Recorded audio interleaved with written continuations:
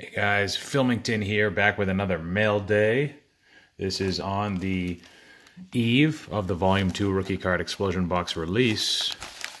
These packages I opened in advance for optimal efficiency. First, we got a SGC 4 Frank Robinson 57 Topps rookie. Awesome, almost perfect centering on this one. Of course, it's got some paper loss over here in the bottom right, but I think this is an underrated player. And I think people are truly realizing that now. Unfortunately, it took till he passed away for people to kind of appreciate him for who he was as a player, as a manager. I was watching Hall of Fame Mike the Baseball Collector's video where he talked about Frank Robinson and his history, his on-the-field accomplishments, and quite astounding. The number of home runs he had, I think, put him at number 4 all-time by the time he retired. Almost 600 home runs, and of course, he won a Triple Crown, which, as we know, is very, very difficult to come by. Miguel Cabrera, I believe, is the only guy that's achieved that feat in the last 45 years or so. So, really, really happy with this one. Nice card there.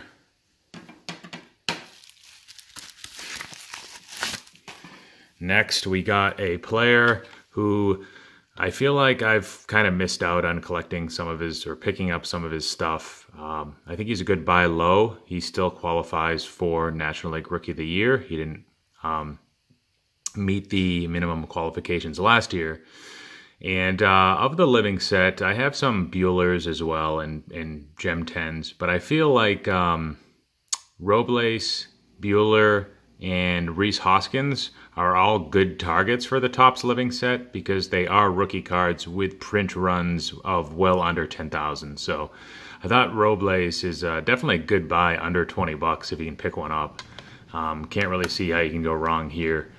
And as many have noted, they are a little bit condition sensitive. The PSA population won't really confirm that, but I have heard of a lot of people pulling or getting back some PSA 9s, and a 10's definitely not a given.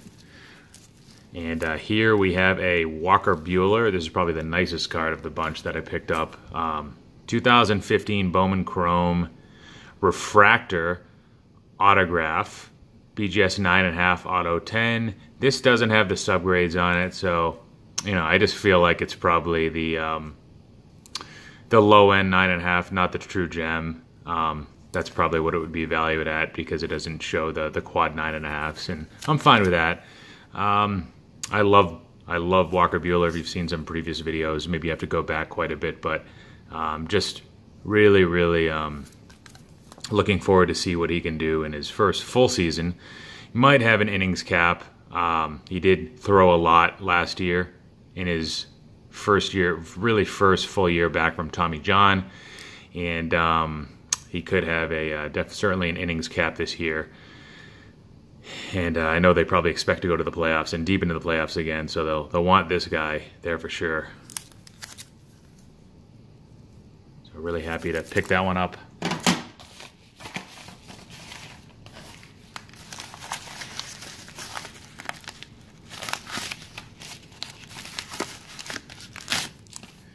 Here we got a prospect that I've been targeting. He was brought up in Silver Jackify's prospect video, and this is Taylor Trammell. He's, I don't know where he stands right now. He's got to be in the top 25 or so. He's in single A. He is a speed type with some pop, possible 5-tool type player, I feel. And this is his 2016 Bowman Chrome Auto and a PSA 10. You can get these for about 130 bucks right now. And everybody's kind of buying up the Tatis, the Eloys, the Vlads. So if you can't afford those, if those are out of your price range and you want to kind of roll the dice a little bit on a guy who could be a Fernando Tatis type guy, potentially moving up to that top 10 in the next year or two, then I don't think this would be a bad guy to throw a dart on. So that's Taylor Trammell, not related to Alan Trammell.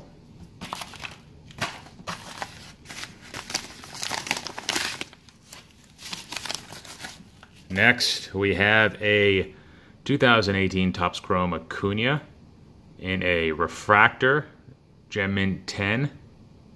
Really sweet card. Had to pick one of these up. These will go for about 40 bucks, but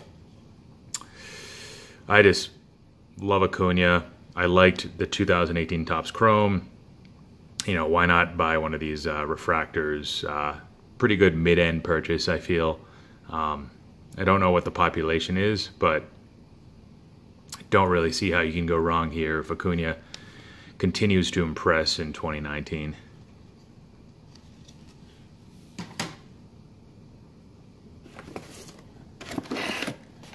And then we have another 57 Topps Frank Robinson PSA 6 this time. So another one of his rookies. This one isn't nearly, isn't centered nearly as well. Both top, bottom, and left, right is clearly almost off-centered there, you could argue. But the coloring on this one comes in a little bit better. It's a PSA in a lighthouse flip, which is pretty cool. And again, I just think this is an undervalued player and an undervalued card overall. So I think, you know, I didn't get in on the Frank Robinson rookies right after he passed away and the news came out. So the best deals to be had on eBay were within the first 30 minutes to an hour. So I missed that, but I don't know. I think these cards could certainly see a permanent boost in value. So kind of banking on that there, but guess we'll see. And this is my third Frank Robinson pickup. This one's interesting because, you know, it's a Beckett and you might kind of roll your eyes at that, but the centering on this is awesome, just like the SGC card, and the corners and the edges are very respectable as well. So the coloring, not quite as good as the PSA. Hold them side to side. PSA is certainly more clear, but if you look at the subs on this Beckett card, it's got a 9.5 centering and a 7 surface.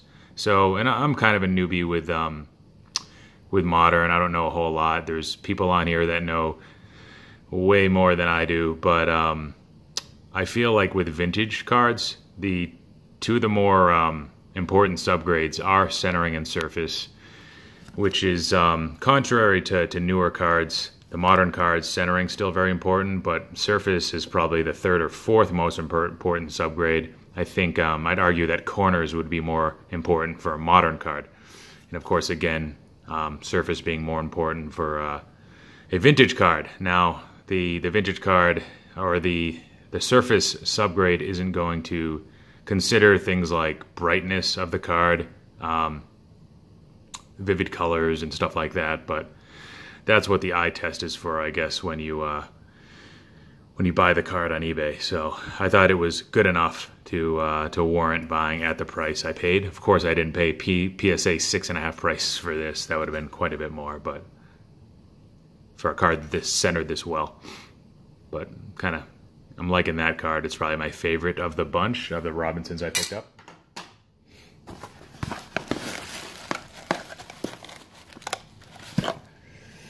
All right, so if you saw some of my previous videos, you would have seen all the Juan Sotos I picked up. And this is just another example of a lot I bought. So this is the 2018 Topps Update US 300 base Soto. I picked up a lot of 20 for around $4 a piece. I think it's pretty good. Not sure if any of these are slab cans, to be honest. And that comes with the territory when you get to go with the Topps flagship paper-based product. A lot of the corners will be banged up. Of course, you have the centering, which shout out to those back pages, Eric, for pointing that out to me. You have to make sure the W is not cut off to warrant a higher grade, at least based on the centering and the way that PSA looks at that as part of their overall eye appeal grade methodology.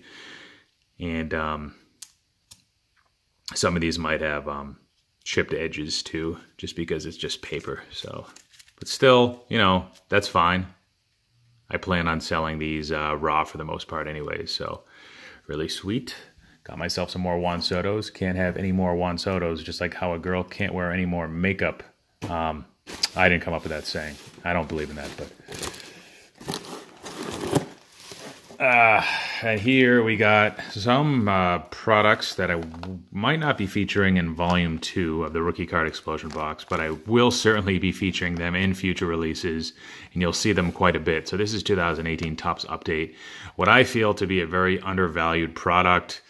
Now everybody's getting into the 2019 Series 1 Topps, and you know, it's new, and people are paying attention and really liking some of the photography, I guess, as well as the design is growing on people, the asymmetrical design.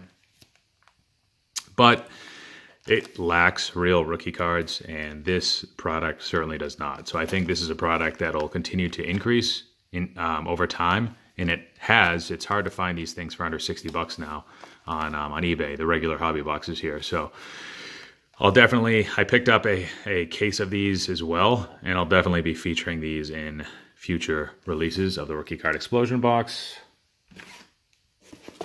And one more, same theme, a product that might not be in Volume 2. It was in Volume 1, but this is 2017 Topps Heritage Minor League Baseball. And this will give you one autograph for the 18 packs. And one memorabilia card per box. This is another one super undervalued right now. Just awesome hits in here. You got Soto. I believe you have, is Vlad in this? Yeah, I think Vlad's in this, as well as Acuna, Eloy Jimenez, Tatis, Gleyber Torres, and there's autographs of Eloy Jimenez, Gleyber Torres, and Acuna. So just so many different cards you could hit that would make this box pay for itself. The Eloys and the Acunas have been surging up in January. The autos there, as well as the base cards of the guys that haven't made it into the big leagues yet. So the Tatises and so on, the other attractive prospects in here too. So again, awesome product. Will definitely be featured in future Rookie Card Explosion Box releases. And that's pretty much it I think I have for you guys today. So hopefully you liked what you saw. Stay tuned for the lineup of the Rookie Card Explosion Box, which I'll be disclosing tomorrow, Saturday, February 16th at around 3 p.m. Eastern Time. So stay tuned for that video. It's going to be a great one. It's going to be a great product, and website's almost ready. So take care, guys. Hopefully, like you saw, like, comment, subscribe.